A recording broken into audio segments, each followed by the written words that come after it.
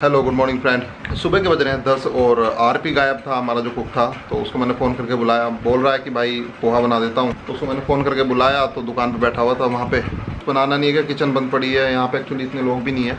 तो उसने बोला भाई आपको खाना है तो मैं आ जाता हूँ, क्या खाओगे। तो पोहा का उसने ऑप्शन दिया, तो मैंने कहा पोहा ही बना दे। और जॉनी भाई तो खाते नहीं है, वो तो अपना ही शुरू कर दिया उन्होंने, खिचड़ी और बाकी सब्जी, बिल्कुल सात्विक खाना। तो एक आश्रम में जाते हैं सुबह सुबह, तो योगा करते हैं वो, 6:30-7 बजे निकल जाते हैं। हो सकता है कि कल मैं उनको ज्वाइन करूं, कल आपको भी अपने साथ ले चलूं 6:30-7 बजे योगा करने आश्रम में। बोल रहे थे कि चलना है, बहुत अच्छा है, बहुत अच्छा लगता है, तो मैं भी चलता हूँ। कभी संदीप आज निकल गया दिल्ली, अपनी BMW में लगाने हैं पैनियर, एक टॉप बॉक्स लगाना है, जो कि मेरे जो पिलन राइडर मैं बैठूंगा उसके पीछे, तो मेरे पीछे रहेगा वो। एक टॉप बॉक्स लगेगा और 2 साइड में पैनियर लगेंगे। फिर उसको 1-2 काम और करवाने हैं। वो तुरंत दिल्ली से डायरेक्ट जाएगा चंडीगढ़, बाइक की सर्विस कराएगा और फिर कल रात तक देहरादून आ जाएगा। और परसों हम जाएंगे देहरादून, एक रात देहरादून रुकेंगे और फिर नेक्स्ट डे निकल जाएंगे। कहाँ के लिए? लद्दाख के लिए। जी हाँ, अभी तो फिलहाल यही प्लान बना है कि लद्दाख जाना है। तो भाई 10:30 बजे हो गए, फाइनली आरपी आ गया और इसने पोहा भी बना दिया है और अब खाते हैं। हाँ, धसका भी कितना लग रहा है, धसका क्यों लग रहा है ये? आज मजा आ गया पोहे से। तूने क्या डाला जाते हैं, मतलब वो डाला क्या, कड़ी पत्ता? किससे आ रहा है दस का? हरी मिर्च से। हरी मिर्च से। चाय भी दे दे। अबे एल्युमिनियम में मत बनाया कर, और लोगों की तरह मुझे भी मारेगा। रखी थी भैया ना, मतलब बिल्कुल भी गलती नहीं होनी चाहिए। अभी कल परसों से 2-3 दिन से पता नहीं क्या हो रहा है, जब मैं शाम को खा रहा हूँ, क्योंकि रिफाइंड में यहाँ पे खाना बन रहा है मजबूरी, क्योंकि मुझे भी संदीप के साथ जाना है ट्रिप पे। तो मैंने सोचा चल यार 1-2 दिन तो खाना ही है, फिर खा लो। तो लेकिन उस रिफाइंड से ना मेरा गला पकड़ जा रहा है सुबह से, पूरे रात जैसे ही सुबह उठ रहा हूँ ना, तो मेरा गला हल्का सा पकड़ जा रहा है। थोड़ा सा ये रिफाइंड अवॉइड करना पड़ेगा। तो वो वाली सब्जी बनती है ना, दाल से नहीं होता, ये होता है मिक्स वेज जो बनती है ना, जैसे कद्दू बनाया था उसमें वो ज़्यादा पीती है ना, उससे हो रहा हुआ। तो थोड़ा सा एक रिफाइंड का और एल्युमिनियम का, दोनों चीज़ों का ध्यान रखना पड़ेगा। चल। और बाकी यहाँ पे कितना अच्छा मौसम है, काफ़ी अच्छी धूप खिली हुई है। काफ़ी धूप है आज, काफ़ी तेज़ गर्मी भी है। ऐसा लग रहा है मई जून चल रहा हो, लेकिन चल रहा है अगस्त का मिड। टेरेस पे कोई नहीं बैठा हुआ, लेकिन पंखा चल रहा है। चलो उसको बंद करते हैं पंखे को। और नहीं, बैठा है कोई बैठा है। और मैंने ना यहाँ पे सामने धूप, एक्चुअली इस वाली दीवार पे कम आती है धूप, उस तरफ ज़्यादा आती है, तो उस तरफ कपड़े सुखाने पड़ते हैं। एक बार मैंने सुखा दिए, वो मैंने फोल्ड करके अंदर रख दिए। अब दूसरी शिफ्ट चल रही है, अब इनको भी उठा लेते हैं अगर सूख गए होंगे तो। अभी तक नहा धोना नहीं हुआ है, लेकिन जल्दी, बस अभी नहाते धोते हैं, एडिटिंग कंप्लीट हो गई है। आज का दिन काफ़ी रिलैक्सिंग है, काफ़ी शांत है। वैसे तो यहाँ पे हर एक दिन शांत रहता है, रिलैक्सिंग रहता है, लेकिन और शायद संदीप का कोई मैसेज नहीं आया उसको। संदीप को सुबह दिल्ली निकलना था, शायद पहुँच भी गया हो और पैनियर वगैरह लोड करवा लेगा। फोग लाइफ अभी लगवा नहीं रहा है वो, क्रिस्टल क्लियर की बहुत ही ज़्यादा चीज़ें लगवा चुका बाइक में, और क्रिस्टल क्लियर फोग की जरूरत नहीं है उसकी। BMW की लाइट भी काफ़ी अच्छी है, और वो जो लाइट है ना उसकी, वो काफ़ी महंगी है, तो उसका ना एक प्रोटेक्टर लगता है लाइट का आगे, तो लाइट गार्ड लग जाएगा, तो वो रिलैक्सिंग हो जाएगा। क्योंकि हम लद्दाख जाएंगे, काफ़ी ऑफ रोड होने वाला है, तो कहीं बाइक गिर गई ना गलती से भी, तो उसकी जो ना लाइट टूट गई तो दिक्कत हो जाएगी, तो वो भी उसको लगवाना है। तो मैं भी फटाफट तैयारी करता हूँ। कपड़े कम्प्लीटली सूख चुके हैं। One of the most important thing, मेरा साफ़ा जो कि मैं सिर पे पहनता हूँ, हमेशा साथ रहता है। इसको एक और ख़रीदना पड़ेगा क्योंकि एक इनफ नहीं है। मेरे दोनों पड़ोसी अंग्रेज, ये वाला दोनों जा चुके हैं कहीं पे सत्संग सुनने। और ये वाला रूम जिसमें मैंने अजय सिद्धू को रुकवाया था, पहले अभिषेक भाई बंसल भाई को रुकवाया था, ये अभी खाली है। मेरा कोई दो गेस्ट तो मैं बुला चुका हूँ इसमें, और अभी कोई आएगा तो फिर उसको रुकवा देंगे। फिलहाल शायद कोई नहीं है। ये रूम है, काफ़ी नीट एंड क्लीन रूम है। कोई आता है तो मैं इसमें रुकवा देता हूँ। मतलब एक रात के लिए कोई आता है तो उससे क्या 500 रुपीज़ चार्ज कर लेते हैं ये। और काफ़ी अच्छी, हमारे कमरे से काफ़ी ज़्यादा मतलब ठंड है इसमें। हमारा कमरे में क्योंकि धूप पड़ती रहती है, पूरा थोड़ी सी गर्मी रहती है, इसमें काफ़ी ठंड है। काफ़ी अच्छा बाथरूम है, शायद मैंने पहले भी आपको दिखाया था। और यहाँ से जो व्यू आता है ना जंगल का, ये देखो कितनी प्यारी हवा चल रही है, पूरा नेचर को फील करिए। सुपर है भाई, सुपर है। मैं तो बोलता हूँ कि यार पता नहीं क्यों लोग यहाँ से थोड़ी सी दूर, कुछ ही 3-4 घंटे की दूरी पे दिल्ली मेरठ में रह रहे हैं। कुछ दिन के लिए आओ, यहाँ पे बिताओ, आराम से रहो, फील करो यहाँ की इन्वायरमेंट, पीस को, आराम से मेडिटेशन करो, रहो, अच्छा खाओ। और ये राजा नेशनल पार्क का पूरा जंगल फील करो यार। यहाँ पे इतनी सारी चिड़ियाएँ हैं, इतना कुछ है यहाँ पे। मैं हूँ यहाँ पे आपको गाइड करने के लिए, और मैं तो वीडियो बना ही रहा हूँ। मेरी वीडियो का फायदा उठाइए, रहिए, एंजॉय करिए इस पीस को। फिर ये जीवन मिले ना मिले, कहाँ मिले, कहाँ पैदा हो, क्या हो, एटलीस्ट एंजॉय करो यार। अगर तुम काम कर सकते हो लैपटॉप से तो लैपटॉप लेके आ जाओ, यहाँ पे काम कर लो, एंजॉय करो यार, इसको फील करो। मैं तो मतलब हैरान हूँ। मैं अभी मेरठ गया था, दिल्ली गया था, इतनी भीड़ भाड़, इतना पॉल्यूशन, इतना शोर शराब, इतनी हैक्टिक लाइफ है यहाँ पे। मतलब मैं सिर्फ एक रात के लिए गया था, वापस आया तो मुझे ऐसा फील हुआ वापस आके कि मैं पता नहीं 1 साल से दिल्ली में हूँ, और यहाँ पे आके मुझे इतना पीसफुल फील हुआ, इतना अच्छा लगा, बस समझ सकते हो आप।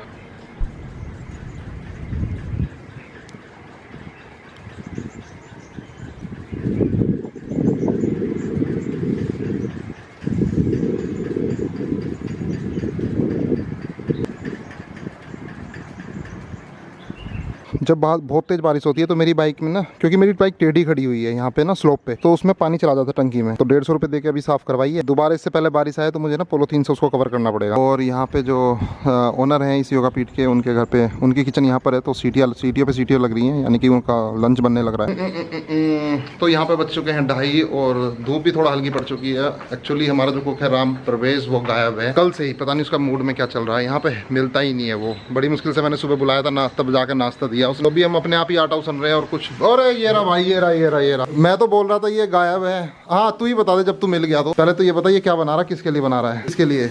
मैं तब से बना रहा कोई नहीं, अरे वाह ये तो चल बहुत बढ़िया। अब ये बता तेरे मूड में क्या चल रहा है, 2 दिन से तू कहाँ गायब है? तेरा मूड मुझे चेंज लग रहा है। हरियाणा वाले ने तो निपटा लिया, अभी मैसेज आया उसका हरियाणा वाले का, ये भेज रहा फोटो, ये फोटो कल से आज। मैंने कहा क्या है यार ये, फिर मैंने ये 2 भेजा क्वेश्चन मार्क, फिर और भेजे, फिर इसने एक लाइन भेजी, see brother all Jaglan Sahib will bring more for you. गंदी सी इंग्लिश, कोई मतलब नहीं है इंग्लिश का। फिर मेरे को समझ में आया जागलान कौन बोल सकता है, मैंने कहा, फिर मैंने ये फोटो देखे, मैंने कहा इसने दिखाए थे फोटो, मैंने कहा भाई, मैंने कहा समझ गया ये तो कलंदर ने नंबर ले लिया, तुझसे लिया ना नंबर? अच्छा ले लिया हुआ कहीं और से, बहुत तेज है। चल कोई बात नहीं, अभी बता क्या करना है, मैं आटा उसन लूं, कुछ रोटी। ये आटा रखा हुआ है तेरा है तो इतना थोड़ी खा लेगा, सुबह का ये तो नमक वाला होगा ना नमक वाला नहीं, बिना नमक का। ओ भाई हम दाल बनाने के चक्कर में आए तो तू पनीर खोल रहा मेरे सामने, एक्सपायर ना हो जाए। फिर तो दे दे सारा मेरे को जल्दी आज ही, ये रात को देखेंगे। हमारा जो प्लान है वही करते हैं, आटा निकाल लो, दाल बनाओ, छुट्टी खाओ। दाल नहीं है तेरे पास यहाँ पे तो अब क्या ऑप्शन है, कुछ वैसे छोटा मोटा कुछ खा ले, दाल के अलावा और कुछ भी होगा, कुछ ना कुछ होगा। घी नहीं है, चलो मैं घी ला रहा हूँ, मैं ला रहा हूँ। आटा देख लो, आटा बहुत है ना, लाओ दिखाओ, मुझे दिखाओ कितने दिन हो गए। 1 अगस्त का है पैकेट, 1 अगस्त का ना, ये पीछे लिख रहा, इसमें नहीं लिख रहा तो यहाँ लिख रहा होगा पारस का है ये रहा, बिफोर 15 डेज, 15 का अभी तो कर सकते हैं, 15 अगस्त। ठीक है मैं खा के देख रहा हूँ, इतना बेकार नहीं लग रहा। ठीक है। तो जोनी भाई ने अभी एक आइडिया बताया कि छोड़ो, कहीं जाने की जरूरत नहीं है क्योंकि दुकान भी बंद मिल सकती है। तो यहाँ पे टमाटर पड़े हैं, टमाटर में ही पनीर डाल के बना लेते हैं और रोटी उसी के साथ खा लेते हैं, चटनी की तरह लगा के। उसका सारा पनीर और इसकी ऐसी चटनी बना देते हैं हम भी। अंग्रेज ने भाई देख अश्वगंधा का सारा शहद खत्म कर दिया भाई। ये भैया कौन सा भैया, कौन सा वो पतला सा, तो किसका शहद किसका है ये? ओहो अच्छा, उसने सारा निपटा दिया। बता यार कितना तेज है, बहुत तेज है यार वो तो, है ना। मुझे कभी कभी भूख लग जाता तो एक अंग्रेज के उसमें से ना एक बिस्कुट खाया था मैंने कल पहली बार, एक और खोल लिया इसने। और यार ये तो कितना अच्छा है, अरे एक ही खाऊंगा ज्यादा नहीं, एक मेरा तो चल जावे, मेरा भगवान ने माफ कर रखा।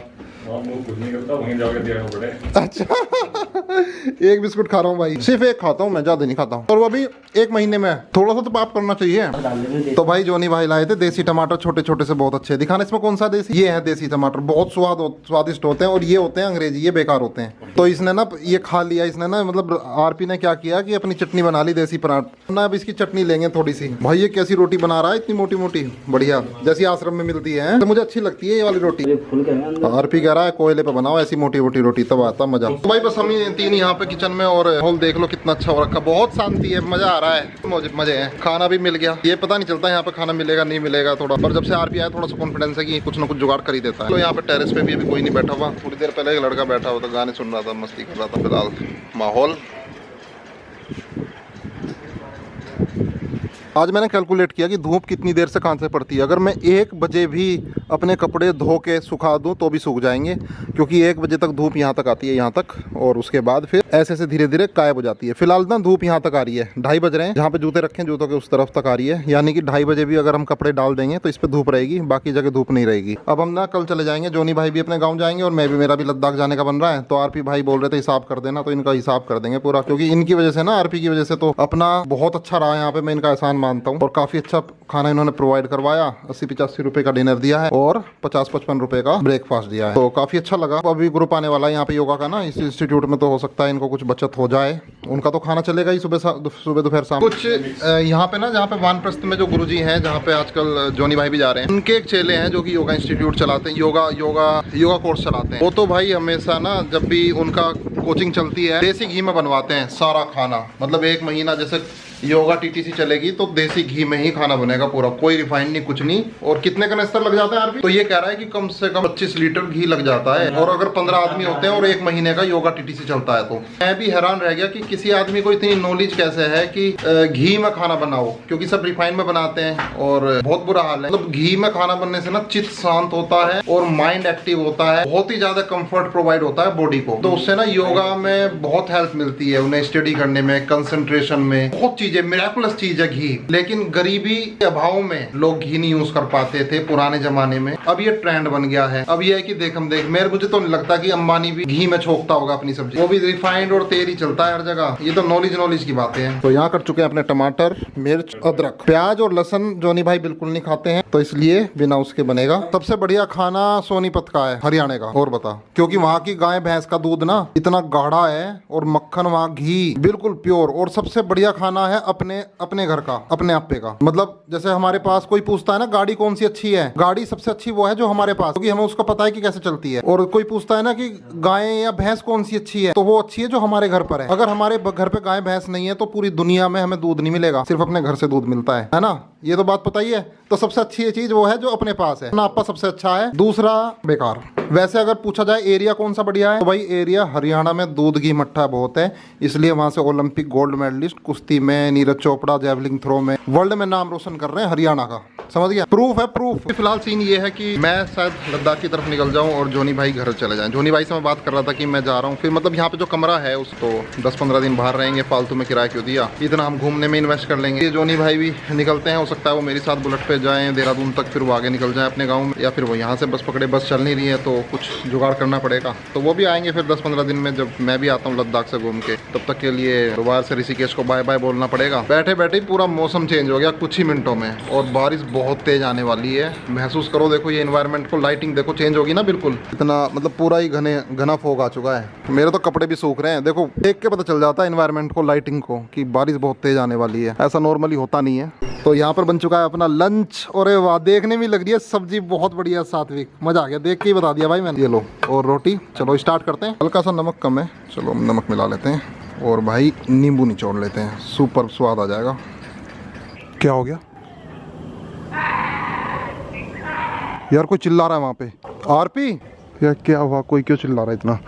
ये तो लड़की को बोल रहा है। ऊपर से एक्चुअली रोड जा रही है बैराज से, तो हो सकता है कोई कपल घूम रहा हो तो उनमें लड़ाई होगी हो, तो लड़का बहुत तेजी से एग्रेशन दिखा रहा था और फिर बोल रहा था भाग मेरी लाइफ से, गाली देके, जब से तू मेरी लाइफ में आई है, जब से ज़िंदगी ख़राब हो गई है। एक्चुअली बैराज रोड जा रही है ऊपर। मुझे लगा कोई हाथी आ गया किसी लड़के के सामने, या फिर कोई लेपर्ड आ गया। मुझे तो 100% यही श्योर हो गया था। 4:30 हो गए हैं, कपड़े वगैरह उठा लेते हैं, धूप चली गई।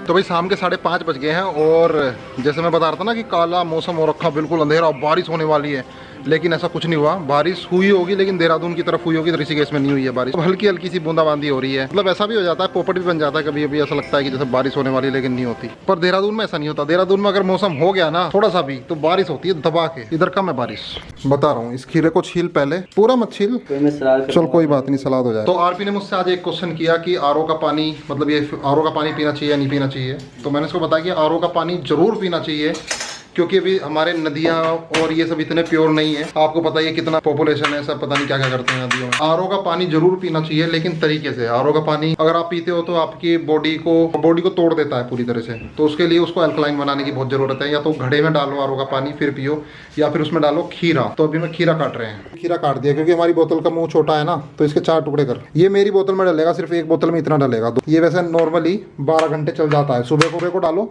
शाम तक पियो, रिफिल कर करके सब फेंक दो बोतल में। नॉर्मल पानी पियो रात को, मतलब ठीक है, वरना पूरी रात दिन भर ये पीना चाहिए। बोतल लाता हूँ भाई, ये डल गया खीरा, इतना बहुत है, क्योंकि मैंने तो एक्सपेरिमेंट कर रखा है ना कि कितना खीरा बहुत है, वरना वो आ जाता है, बदबू हो जाती है बहुत ज़्यादा, फिर पानी पी नहीं सकते। तो इतना डालो कि जिस पानी को तुम पी पाओ। अब ये पूरे में घूम जाएगा खीरा, बन गया पानी अल्कलाइन। अब आरओ का पानी बन गया अल्कलाइन, अब ये नुकसान नहीं देगा और बॉडी को मजबूत करता है, बॉडी में एनर्जाइज हो गया ये बात। और आरपी को एक ज्ञान और दे देता हूँ, साथ में आप भी सुन लीजिए। बहुत गहन ज्ञान है, ब्रह्मज्ञानी द्वारा बताया गया है, इंडिया के नहीं वर्ल्ड के टॉप मोस्ट आयुर्वेदाचार्य द्वारा बताया गया है, महंत सुधीर नारायण दास द्वारा बताया गया है। इसमें अगर आप नींबू डाल लो इस तरह से, सुबह नींबू डाल लो, उसी को रिफिल करते रहो बार बार। नींबू का मतलब एक पीस काट लो, आधा नींबू काट लो, आधा डाल दो, निचोड़ो मत उसको, बस डाल के छोड़ दो, वो अपने आप ही धीरे धीरे पानी में डिजोल्व होता रहेगा हल्का हल्का सा।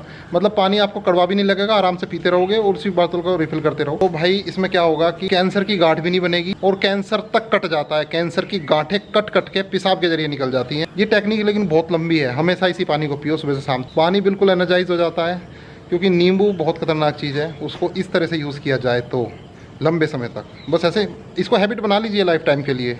हमेशा यही पानी पीजिए सुबह शाम तक। शाम को बस आप एक बार खाना खाने के बाद फिर मत पीजिए, फिर आप नॉर्मल पानी पा जाइए। रात को कौन मतलब फिर अगले दिन सुबह जैसे ही आप उठो तुरंत बोतल को में पानी भरा और नींबू डाल दिया और खीरा डाल दिया और पूरे दिन उसी को रिफिल कर करके पीते रहो। फिर देखो मज़े, अलग ही तरह की एनर्जी आती है।